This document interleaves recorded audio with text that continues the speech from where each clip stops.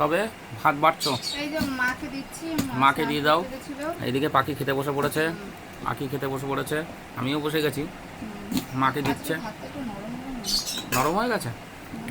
নরম তো হয় না। তো প্রথম কী দিয়ে খাওয়া হচ্ছে সেটা একবার দেখিয়ে দাও। প্রথম রান্না করেছি কলমি শাক মাছের মাথা দিয়ে, যেমন আমরা শাক খাই মাছদের সেরকম ভাবে। তারপরে এই যে মাগুর মাছ করা হয়েছে ঝিঙে দিয়ে, ভাজা জিরে দিয়ে, পাতলা একদম কাঁচা লঙ্কার তরকারি। তারপরে কই মাছ করেছি জিরে বাটা, জিরে বাটা দিয়ে করেছি কই মাছ। আর এটা হচ্ছে আজকে বানিয়েছি মরিচ খোলা, মরিচ খোলা যেটা কিনা বাংলাদেশের নোয়াখালীর একটা মানে রান্না।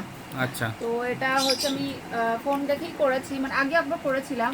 এতে মোরলা মাছ আছে, রুই মাছ আছে, আর আছে তোমার মাগুর মাছ।